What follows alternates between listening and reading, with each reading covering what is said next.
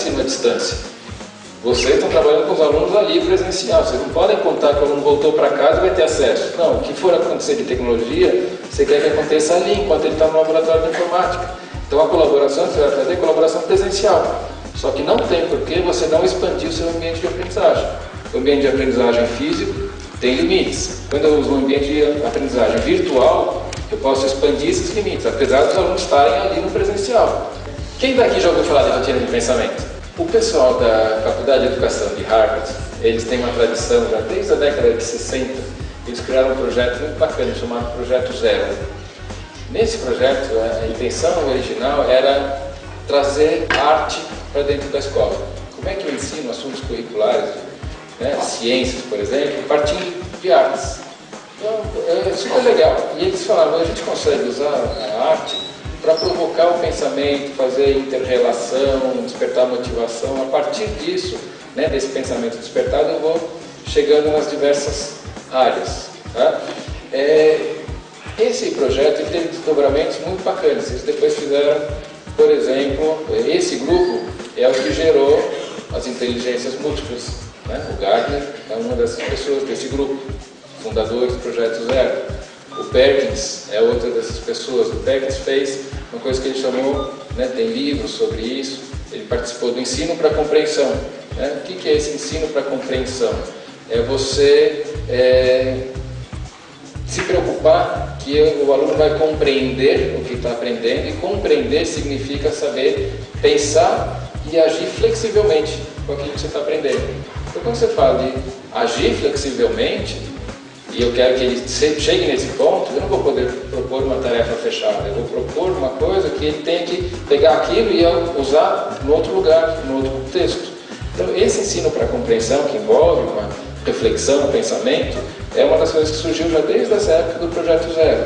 Eles criaram uma coisa chamada cultura do pensamento na sala de aula, que é você se preocupar com que linguagem eu uso, qual que é a linguagem do pensar. Né? Se eu quero melhorar a maneira que eu penso, eu tenho que usar uma linguagem um pouco mais sofisticada do que sempre eu acho isso, eu acho aquilo, eu acho tal coisa. Né? Esse acho pode ser para eu concordo, eu acho que eu suponho, eu acho porque eu gosto. Então você vê, tem uma diferença entre supor, concordar e assim por diante. Tá? Então eles vêm trabalhando com esse tipo de estratégia de trazer o pensamento há muito tempo. E não conseguiram entrar em muitas escolas. Eles falam, olha, a gente, para transformar uma escola, a gente precisa de 2 anos trabalhando com os professores, uma vez por semana. Quem que consegue isso? Né? De mudar a cultura de uma escola com esse tempo. Né? A gente sabe que precisa de tudo isso, mas e para conseguir esse tempo? Então eles começaram a desenvolver estratégias que são um pouco diferentes. Recentemente eles fizeram um projeto que chama Pensamento Invisível.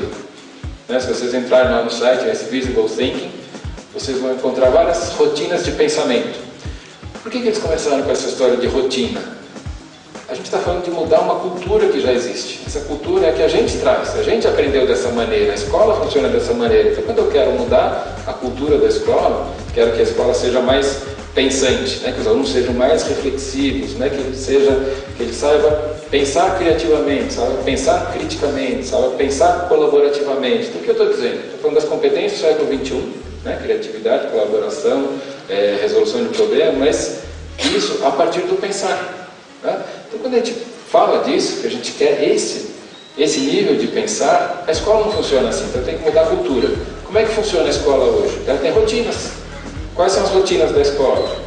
Rotina da chegada, chamada, a prova, a organização, a ida para o laboratório de informática, tudo isso é rotina, você não tem que explicar toda vez. Olha, a gente vai sair para ir para o laboratório de informática, vocês saem todos juntos, cada um senta no computador, vocês falam isso a primeira vez, segunda vez, depois a aluno já pega o jeito, né? Que vira a rotina. Então é a rotina da prova, é a rotina do trabalho em grupo, tudo isso já está estabelecido. Então se você quiser entrar na escola, você tem que criar outras rotinas. Esse grupo começou a criar rotina, que são rotinas de pensamento, são coisas muito simples. Mas se você faz uma vez, 2 vezes, para o aluno aquilo fica rotineiro, você não precisa explicar mais, só que essas rotinas te permitem dar um passo a mais. Tem uma rotina que funciona assim. Eu mostro alguma coisa para os alunos e pergunto, o que vocês estão vendo? São 3 perguntas concatenadas. Eu mostro a rotina e pergunto, o que vocês estão vendo? Eu mostro, por exemplo, isso aqui, e pergunto, o que vocês estão vendo? A resposta dos alunos quase sempre vem aquela óbvia. O aluno quer se expor, quer falar um pouquinho, né? Então eu falo, estou vendo o apontador laser. Tá? É a resposta óbvia. Mas a rotina tem 3 perguntas. Mas a pergunta seguinte é, o que você pensa disso? Então quando eu começo com essa pergunta, o que você pensa disso? Já não é o que todo mundo está vendo. Todo mundo vê o óbvio, mas às vezes um está pensando uma coisa diferente do outro. Eu penso que isso aqui usa pilha, né? Tem que trocar. Então esse aluno está pensando por aí. O outro está pensando, isso aqui agiliza o processo. O apresentador pode estar falando sem estar perto do computador. Então cada um pensa uma coisa diferente, começa a ficar interessante. A terceira pergunta, que vem na sequência, é o que te impressiona nisso? Então quando eu faço essa pergunta, a terceira, o que te impressiona? Tem sempre aqueles alunos que vão falar, nada me impressiona, né? É o chato de galocha, né? Que vai falar isso. Quando eu faço formação de professor e uso essa rotina, sempre tem um professor que fala isso também, é engraçado, né? Ele não quer ser impressionado, né? Ele fala, não vejo nada de interessante, nada me impressiona nisso.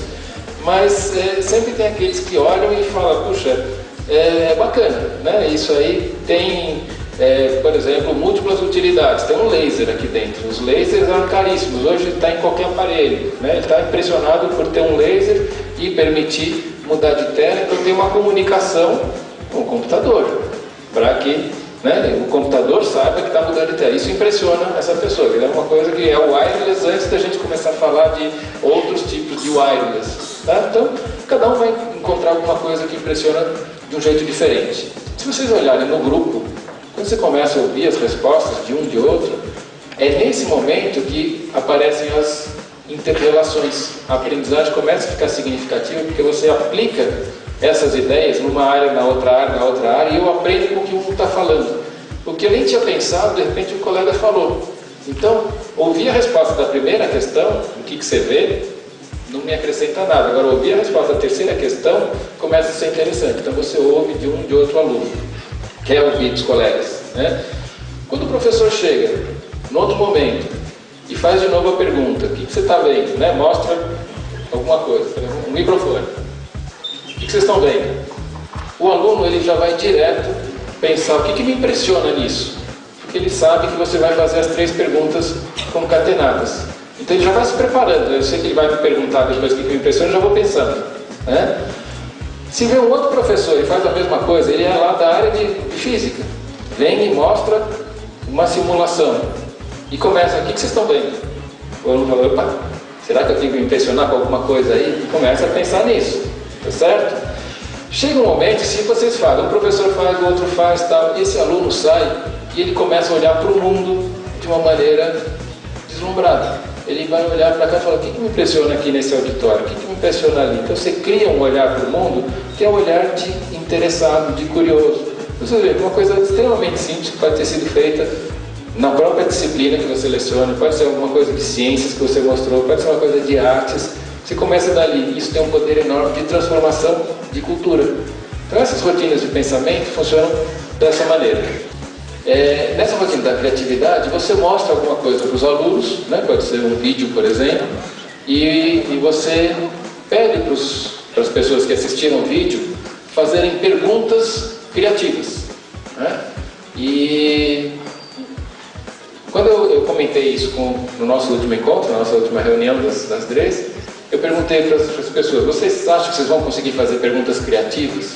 Eles falaram que não, né? É um vídeo, né, fechado, né, enfático, um vídeo de 1 minuto e meio e tal.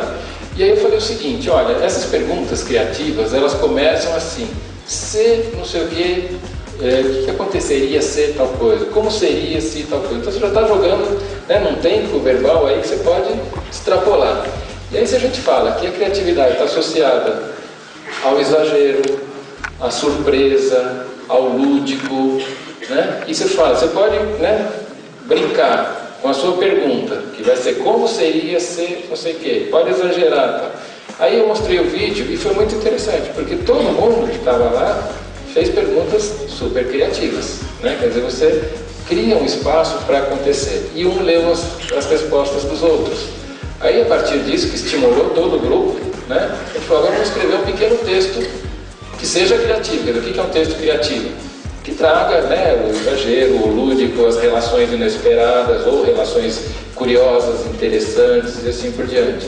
Então, os textos, a grande maioria saiu, de novo, criativo. Porque a gente está usando um protocolo, né? Quer dizer, eu mostro alguma coisa, estimulo perguntas divergentes, o que seria, o que aconteceria, não sei o quê, proponho a produção e compartilho essa produção. Tá? Então, esse processo, ele estimula o desenvolvimento da criatividade, porque um vai ver como é que o outro pensou, foi criativo e assim por diante. Tá? É uma das rotinas que dá para fazer. Imagina o que acontece quando você tem 30 alunos, 40 alunos, se você for fazer a pergunta, né? Como é que é?